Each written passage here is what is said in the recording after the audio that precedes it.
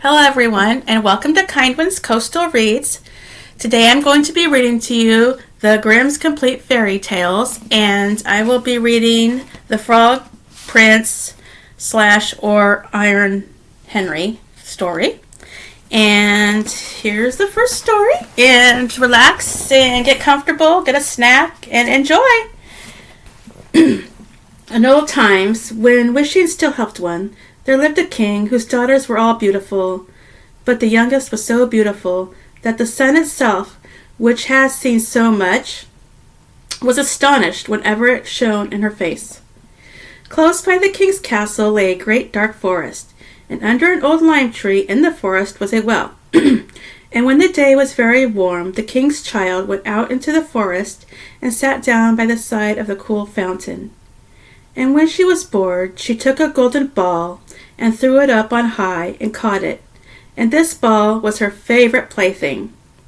Now, it so happened that on one occasion, the princess's golden ball did not fall into the little hand which she was holding up for it, but onto the ground beyond and rolled straight into the water. The king's daughter followed it with her eyes, but it vanished, and the well was deep, so deep that the bottom could not be seen.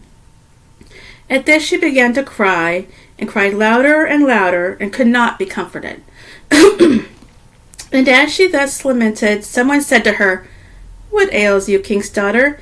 Your tears would melt a heart of stone." She looked round to the side from where the voice came, and saw a frog stretching forth its thick, ugly head from the water. "Ah, old water splasher, is it you?" said she. "I am weeping for my golden ball, which has fallen into the well." "Be quiet and do not weep," answered the frog. "I can help you. But what will you give me if I bring your plaything up again?" "Whatever you will have, dear frog," said she. "My clothes, my pearls and jewels, and even the golden crown that I am wearing." The frog answered, "I do not care for your clothes, your pearls and jewels, or your golden crown. But if you will love me, and let me be your companion and playmate, and sit by you at your little table, and eat off your little golden plate, and drink out of your little cup, and sleep in your little bed, if you will promise me this, I will go down below and bring you your golden ball up again." "Oh, yes," said she, "I promise you all you wish, if you will but bring me my ball back again." She, however, thought, "How the silly little frog does talk. He lives in the water with the other frogs and croaks and can be no companion to any human being." But the frog, when he had received this promise, put his head into the water and sank down, and in a short while came swimming up again with the ball in his mouth and threw it on the grass. The king's daughter was delighted to see her pretty plaything once more, and picked it up and ran away with it. "Wait, wait," said the frog. "Take me with you. I can't run as you can." But what did it avail him to scream his croak, croak after her as loudly as he could? She did not listen to it, but ran home, and soon forgot the poor frog, who was forced to go back into his well again. The next day, when she had seated herself at table with the king and all the courtiers, and was eating from her little golden plate, something came creeping, splish, splash, up the marble staircase. And when it had got to the top, it knocked at the door and cried, "Princess, youngest princess, open the door for me." She ran to see who was outside, but when she opened the door, there sat the frog in front of it. Then she slammed the door in great haste, sat down to dinner again, and was quite frightened. The king saw plainly that her heart was beating violently, and said, "My child, what are you so afraid of? Is there perchance a giant outside who wants to carry you away?" "Ah, no," replied she, "it is no giant, but a disgusting frog."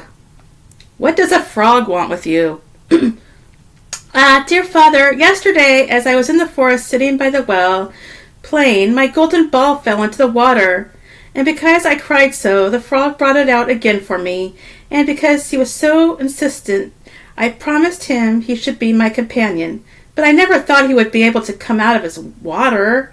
And now he is outside there and wants to come in to me." In the meantime, it knocked a second time and cried, "Princess, youngest princess, open the door for me.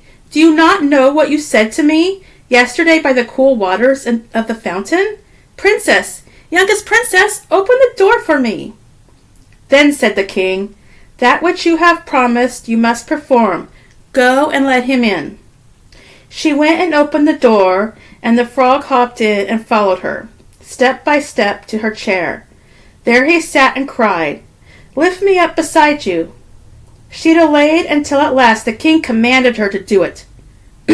When the frog was once on the chair, he wanted to be on the table. And when he was on the table, he said, "Now, push your little golden plate near to me that we may eat together." She did this, but it was easy to see that she did not do it willingly. The frog enjoyed what he ate, but almost every mouthful she took choked her. At length he said, "I have eaten and am satisfied. Now I am tired. Carry me into your little room and make your little silken bed ready, and we will both lie down and go to sleep." The king's daughter began to cry, for she was afraid of the cold frog, which she did not like to touch, and which was now to sleep in her pretty clean little bed. But the king grew angry and said, "He who helped you when you were in trouble ought not be despised by you afterwards." So she took hold of the frog with 2 fingers, carried him upstairs, and put him in a corner. But when she was in bed, he crept to her and said, "I am tired.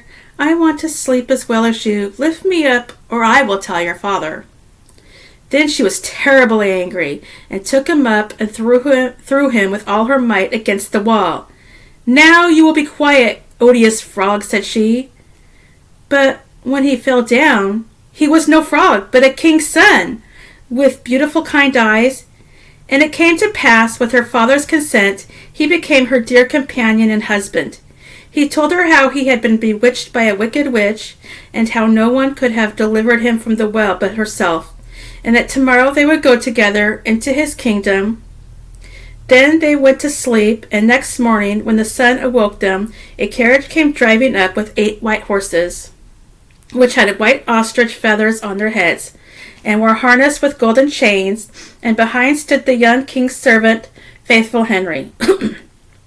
Faithful Henry had been so unhappy when his master was changed into a frog that he had caused 3 iron bands to be laid around his heart, lest it should burst with grief and sadness. The carriage was to conduct the young king into his kingdom. Faithful Henry helped them both in, and placed himself behind again, and was full of joy because of this deliverance. And when they had driven a part of the way, the king's son heard a crackling behind him as if something had broken. So he turned round and cried, "Henry, the carriage is breaking." "No, master, it is not the carriage. It is a band from my heart, which was put there in my great pain when you were a frog and imprisoned in the well."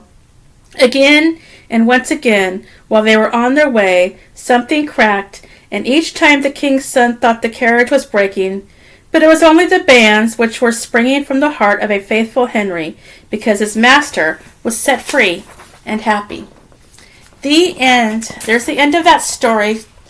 So join me tomorrow for the next story, and hope you all have a good night, and thank you for reading with me tonight of Kindwyn's Coastal Reads of the Grimm's Fairy Tales, The Frog Prince, or Iron Henry, and we will read another story for you tomorrow. Talk to you later. Bye.